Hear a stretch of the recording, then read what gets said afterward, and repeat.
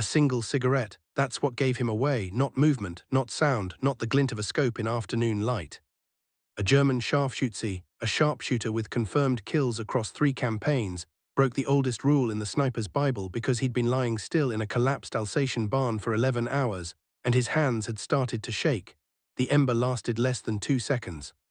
Staff Sergeant Raymond Kowalski, 23 of Hamtramck, Michigan, saw it from 40 yards away and didn't move a muscle. He smiled, not because the threat was over, because it meant the trick was working.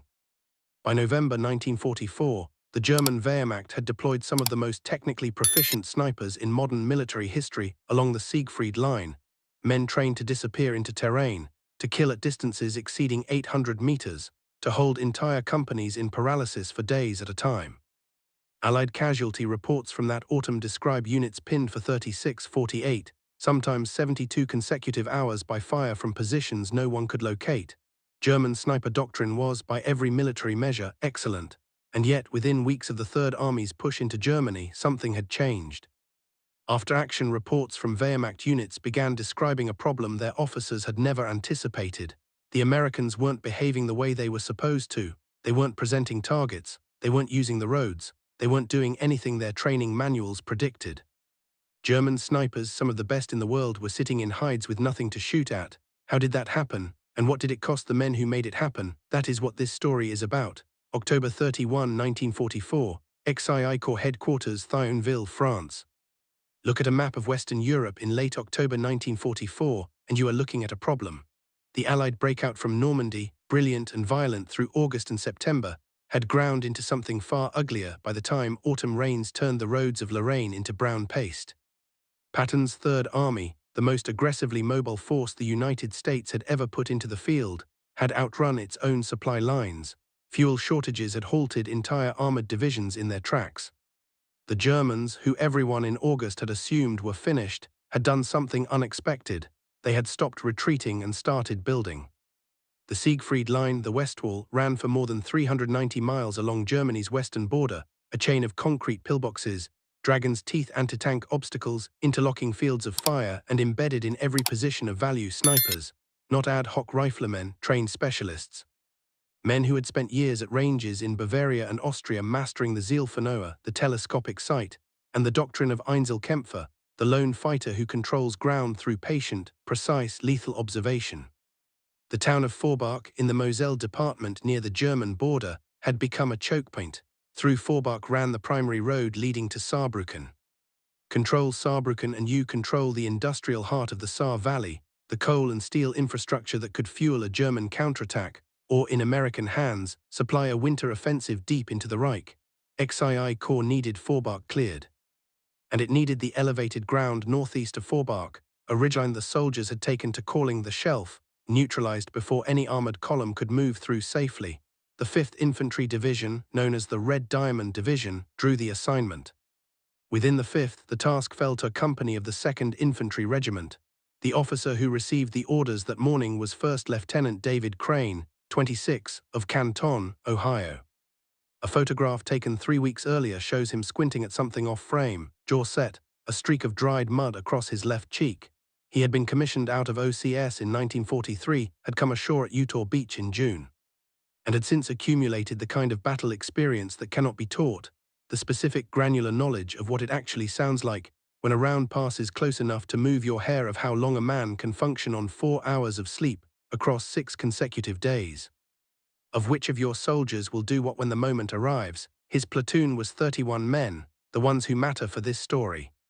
Sergeant First Class Elias Preach Holloway, 29, of Macon, Georgia, the platoon's right hand, a former seminary student who quoted scripture in firefights and never missed a weapons inspection.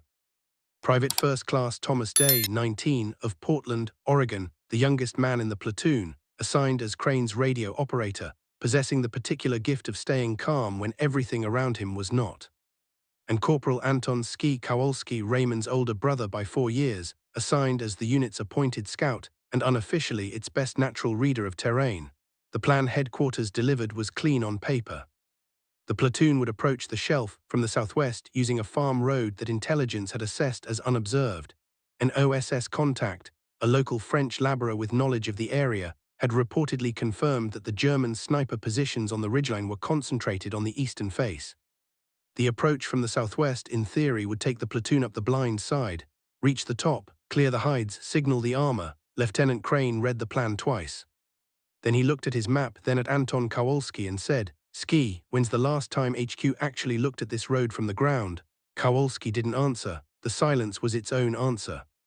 Meanwhile, 6 kilometers away, in a requisitioned farmhouse that smelled of damp stone and cigarette smoke, Hauptmann Friedrich Lenz, commanding the sniper detachment assigned to the Forbach sector, was briefing his men on what was coming. "They will use the southwest road," he said, tapping the same map Crane was looking at. "They always use roads. They are Americans. They think in roads." He paused to let that settle. "We will be waiting." His men, 8 of them, among the most experienced in the Wehrmacht's remaining specialist pool, nodded. One, a wiry Bavarian named Unterscharführer Klaus Bauer, had 34 confirmed kills. He had not been surprised by an enemy soldier in 2 years of combat. "They are brave," Lenz conceded, lighting a cigarette. "The American soldier is brave, but bravery without sophistication is just expensive." He folded the map. "We will make it very expensive." Crane's platoon moved out at 400 on November 1st. The farm road was exactly where the map said it was. It was also exactly where Hauptmann Lenz had said they'd be. The first wrong detail was the mud. Anton Kowalski saw it at 4:47 in the grey-black before dawn and held up a closed fist, the universal signal for stop, without fully understanding why. The platoon froze. Crane moved up in a crouch. "Tracks," Kowalski said very quietly. "Heavy, recent wagons or half-tracks moving north." The map showed this road as unused for months. The mud said otherwise. Someone had been moving equipment up this road within the last 24 hours, and they had done it in a direction that did not correspond to any German withdrawal. They had been moving toward the shelf. Crane spent 11 seconds making his decision. He signaled a shift in formation, the platoon spreading wider, off the road surface, into the frozen crop fields on either side, and keyed his radio to report the discrepancy to company headquarters. The radio came back with static and a voice he didn't recognize ordering him to maintain schedule. The contact, the voice said, had confirmed the position was lightly held. Lightly held was now headquarters' entire confidence in the operation. Crane repeated his observation about the tracks. The voice told him to maintain schedule. He put the radio handset down and looked at Day, who was 19 years old and holding the receiver with both hands. "Tell me you got that on the log," Crane said. "Yes, sir," Day said. "Good." Crane looked at the shelf, a dark mass against the slightly lighter sky. "Because if I'm wrong, I want it recorded that I was wrong, and if I'm right," he didn't finish the sentence. They moved. At 5:23, the platoon was 400 meters from the base of the ridgeline. The sky was beginning to separate from the land, that grey gradation that is neither night nor dawn. The farm road curved around a stand of leafless oak trees, and Crane's point element, Kowalski and a private named Garrett, rounded the curve and stopped. The farmhouse that the intelligence map showed as a burned-out ruin was standing, intact, with a reinforced German MG-42 position dug in behind its stone foundation wall, covering the road with an unobstructed field of fire of 200 meters in each direction. Kowalski dropped before his brain caught up with why. Garrett did not drop fast enough. The machine gun opened at 5:24. The muzzle flash was a long horizontal tongue of orange in the grey morning. The sound was not a sound, it was a physical event, a hammer against the chest, a wall of noise that rewrote the acoustic landscape of the entire valley. The platoon scattered into the fields. 3 men went left, 12 went right. Crane went right, pulling Day by the collar. 7 men, including Holloway, went flat in the road drainage ditch and didn't move. Garrett was hit once. He crawled off the road into a depression in the earth and pressed himself into it. He would survive, but in those first seconds no one knew that. Then the snipers opened up. This was the part Lenz had planned with care. The machine gun was the beater. Its job was not to kill but to scatter, to drive men into cover, to produce exactly the kind of confused lateral movement that sniper fire is designed to exploit. Men running across open ground, men rising to check on their comrades. Men exposed for 1, 2, 3 seconds, which is an eternity at 400 meters with a scoped rifle. 3 rounds came in the first 15 seconds after the MG opened. 2 were misses, close enough to hear. One found Private First Class Jonah Wills, 21 of Beaumont, Texas, through the left shoulder as he was pulling a wounded soldier behind a stone fence post. Wills went down cursing loudly, which meant he was alive. Crane filed this information alongside 17 other urgent things and kept moving. Then the radio crackled. A new voice, a Major Crane recognized as the battalion operations officer, came on with new orders. The timeline had been accelerated. XII Corps needed the shelf cleared by 900, not the previously stated 1100. An armored column was being redirected and required the road open 2 hours earlier than planned. Crane was lying in a frozen beet field with a machine gun firing over his head and a sniper he could not locate somewhere on the ridgeline above him. He had one man wounded, one man's status unknown, his platoon split across 3 positions with no visual contact between them, and now he had 2 fewer hours to do an already impossible job. He pressed his face into the cold earth for 3 seconds, just 3 seconds. Then he rolled onto his back and looked up at the shelf. The sky was getting lighter, and something about the light, the angle of it, the way the shadows fell on the ridgeline was telling him something. Take a moment, the mission feels dead. 31 men cut off, outnumbered, with a machine gun controlling their only approach route and snipers on high ground they cannot identify. A like on this video takes 2 seconds. For the men lying in that frozen beet field at 5:24 on November 1, 1944, it is the least we can do. Enemy Phase 2 had already begun.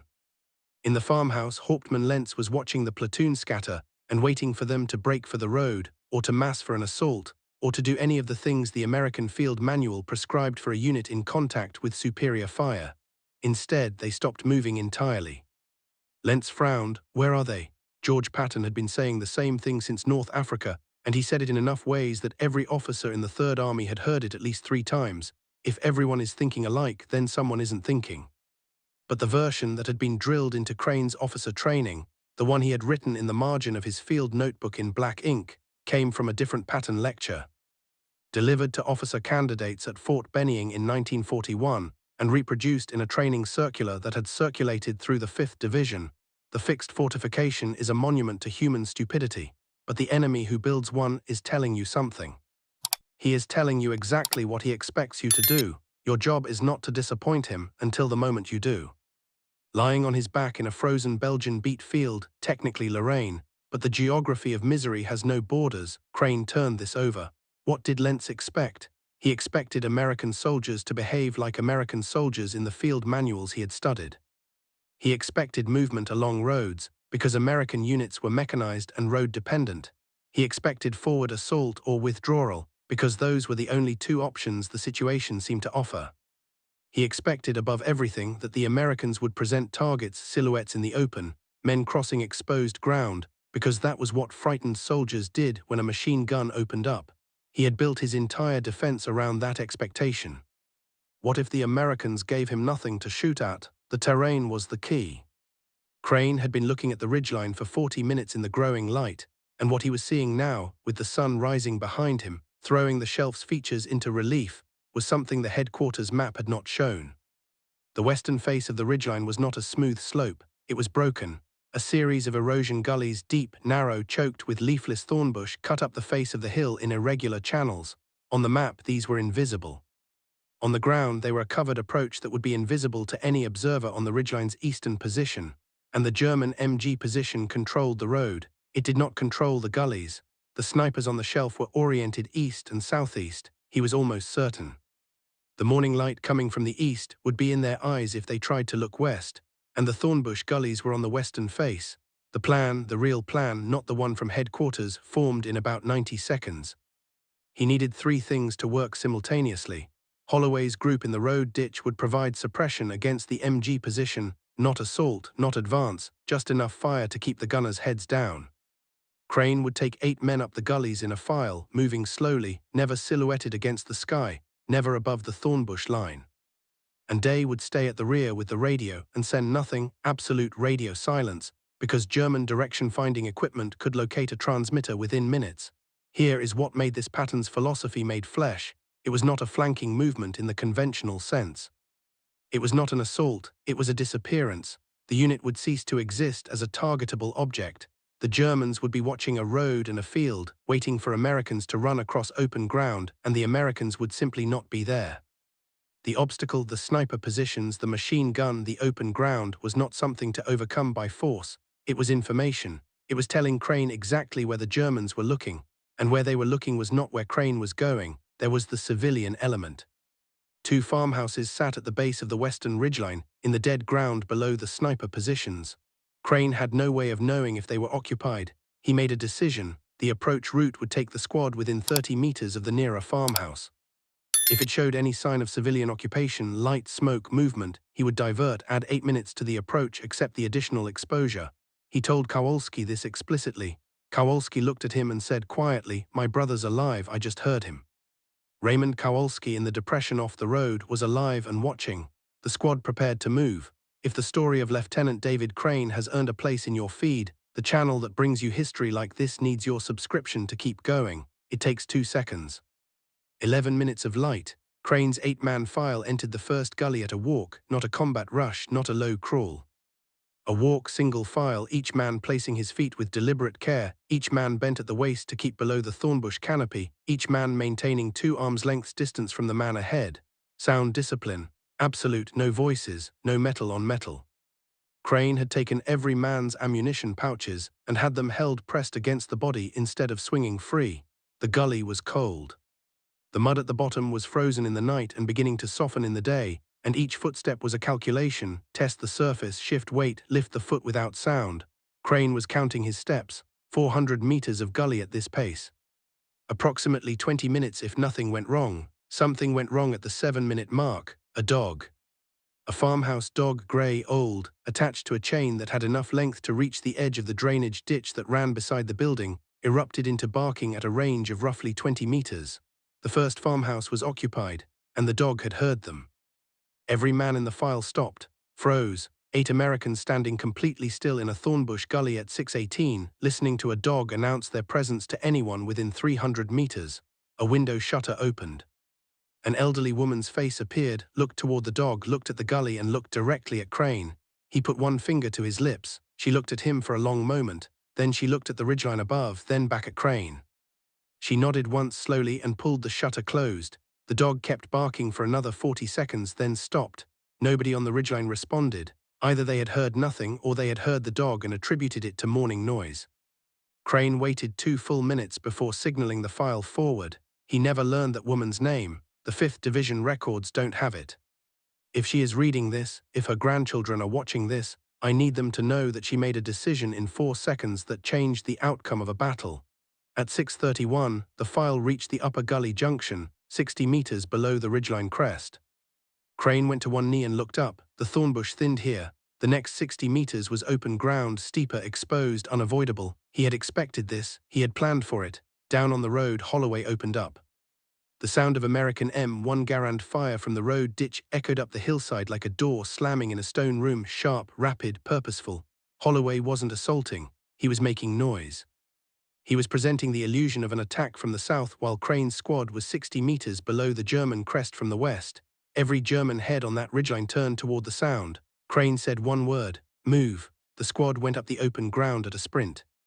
Not diagonal, not zigzag, straight up, fastest possible, using every second of Holloway's distraction. 8 men running uphill with 30 pounds of gear each, lungs burning in cold air that tasted of frost and mud and distant cordite. They were 40 meters from the crest when the first sniper turned. Bauer, the Bavarian with 34 confirmed kills, had heard something that wasn't the road fire, something directional. He began to bring his rifle around. He was fast. 34 kills means you are fast. Kowalski was faster. Kowalski had his M1 up before he fully understood what he was aiming at, and he fired twice, the distinctive double crack of Garand fire. Close enough now that the muzzle blast was physically felt by the men around him, and Bauer went down behind his sandbag position without completing his turn. Then they were over the crest. Crane saw 3 positions immediately. A 2-man team to his right, in a prepared hide behind a stone wall, a solo shooter in a camouflaged scrape 20 meters left. And a 3rd position further along the ridge, occupied by 2 men who were now standing up because they had heard the fire below and assumed, for 3 critical seconds, that it was coming from the road. 3 seconds is a long time. Private First Class Marcus Webb, 22, of Baltimore, Maryland, moved on the right-hand position. He did not make it. A round from the solo shooter hit him in the upper arm, spinning him down behind a rock. He stayed behind the rock and kept firing with his good arm, which was either extraordinary discipline or extraordinary stubbornness, and both adjectives applied equally to Marcus Webb. Crane went left, directly at the solo shooter's position, not running, walking fast, low-angled, presenting the smallest possible silhouette. The shooter adjusted his aim and fired, and missed, and Crane felt the air beside his left ear change character in a way that is indescribable to anyone who hasn't experienced it, and he covered the last 12 meters and the position was cleared. The third German pair, having finally understood what was happening, attempted to brake for the reverse slope. They ran into Raymond Kowalski, Raymond, who had been in that road depression for 57 minutes, who had watched Garrett get hit and Wills go down and had stayed motionless until the file went over the crest, and he understood the moment had come, had crawled the entire western ditch line in complete silence, and arrived at the ridgeline's northern end 2 minutes earlier than Crane's squad had expected him. He was 23 years old and had dirt in his eyes, and his hands were absolutely steady. The two German soldiers stopped. Raymond pointed his rifle at the nearer man and said, in the kind of voice that requires no translation, "Down." They went down. At 6:51, the ridgeline crest was in American hands. Webb was hit but conscious. Wills, on the road below, had a field dressing on his shoulder and was furious about it in the way that wounded soldiers are furious when they've been taken out of a fight they haven't finished. Down in the farmhouse, Hauptmann Lentz heard the fire on the ridge crest stop, and then heard American voices. He would later describe this in his after-action report as a sound I had not prepared myself to hear from that direction. He reached for his radio. The ridge was gone, his sniper detachment was gone, the road to Forbach was open. He had one question and he wrote it in his report that same day. How had they moved through ground I was watching without being seen? The shelf at 700 looked like all battlefields look when the shooting stops, smaller than expected and more permanent. The prepared German hides, each one a piece of careful, professional fieldcraft, sandbags and camouflage netting, and carefully cut observation windows, sat empty now, their angles still oriented toward the road below, the road that no one had used. The road that had been from the beginning a hypothesis about what Americans would do, a hypothesis based on certainty, on experience, on 3 years of watching Allied forces make predictable choices. Crane sat on the stone wall of one hide and looked down at the valley. Day was beside him with the radio, calling in the all-clear. Webb's arm was being wrapped by the platoon medic, and Webb was telling the medic with considerable profanity that the dressing was too tight. From the road below came the sound of vehicles, the armored column, moving on schedule, the road open.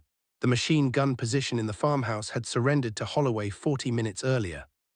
Holloway, the former seminary student, had accepted the surrender and immediately begun an inventory of the German weapons and ammunition, because that was who Holloway was. The final count, 1 American wounded seriously, Webb, 1 lightly, Wills, 1 man, Garrett, with a concussion from his fall that would ground him for a week. 31 men had gone in, 31 came out.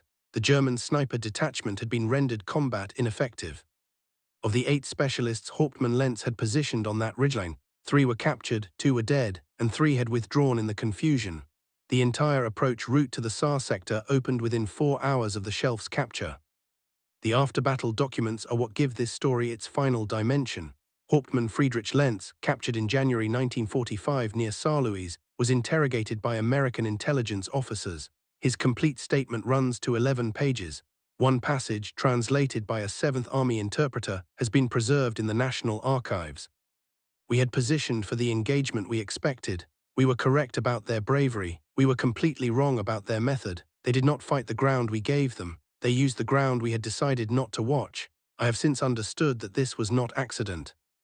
This was doctrine. He was right, it was doctrine. In November 1943, Patton had circulated a memorandum to his senior officers that contained, among its operational directives, a single passage that was reproduced in training materials across the Third Army. The enemy has spent months preparing to stop you from doing what he thinks you will do. Your obligation to your men is to refuse, as a matter of principle, to do it. Crane had never met Patton. He had never been in the same room as the man. But he had read that memorandum twice, and he had internalized what it meant, and on November 1, 1944, at the base of a frozen ridgeline in Lorraine, he had applied it with the particular genius of a man who had no other options and chose to see that as an advantage. Unterscharführer Klaus Bauer, the sharpshooter with 34 confirmed kills, the one Kowalski had brought down in the final approach, survived his wounds. He was treated by an American field medic and spent the remainder of the war as a prisoner in England. In a 1946 British Army interview, he was asked what he remembered about the Forbach engagement. He said, "I turned, there was a soldier. He was not where a soldier should be. That was the last thought I had before I fell. Patton received the 5th Division's action report within 48 hours. His response, written to Major General S. Leroy Irwin, commanding the division, was characteristically brief. They read the ground. That is what I ask. That is all I ask. The lesson here is not that American soldiers were braver or better or luckier. The lesson is architectural. Lentz had built a perfect defense against the attack he expected. Every sandbag, every field of fire, every sniper's angle, they were all answers to a question. The Americans simply refused to ask that question. Obstacles are not just obstacles, they are information. They tell you what your enemy has decided about you. And the moment you understand what your enemy has decided, you are already holding the map they don't know you have. Patton understood this. He built a culture in every officer under his command, from division generals to platoon lieutenants, of reading obstacles as messages rather than barriers. Where are they watching? What are they waiting for you to do? What have they not prepared for? Answer those questions first, and the physical barrier is already half dissolved. The armored column moved through Forbach on November 1, 1944. Saarbrücken fell the following spring. The war in Europe ended on May 8, 1945. David Crane returned to Canton, Ohio in September 1945. He went back to work at his father's hardware store. He never wrote a memoir, never gave a public lecture, never sought recognition for what he had done on a ridgeline in Lorraine on a frozen November morning. One letter, written to his mother from France in December 1944, survives in a private family collection. We had a rough few weeks, but we got through. The fellows were very good. I keep thinking about a woman who opened a shutter and looked at me and decided to close it again without making a sound, and I think that's the bravest thing I saw over here. I hope she is all right. I don't know her name. There is a ridge northeast of Forbach in the Moselle department of northeastern France where a stone wall still stands. Farmers know it. Hikers walk past it. It has no marker, no plaque, no sign. But if you stand at that wall and look south, you can see exactly the angle the German snipers had, the perfect view of the road, the clean geometry of their kill zone, and if you turn around and look west, you can see the gullies. The thorn bush is still there, still dense, still deep enough to conceal a man, still, after 80 years, telling the story of what it means to refuse to be where the enemy expects you. If your father, grandfather, or great-grandfather served in the European theater, in Lorraine, along the Siegfried Line with the 3rd Army or the 5th Infantry Division, I want to hear about it in the comments. What unit? What campaign? Where did they end up? Those stories live in family memory and nowhere else, and this channel exists to make sure they are not forgotten.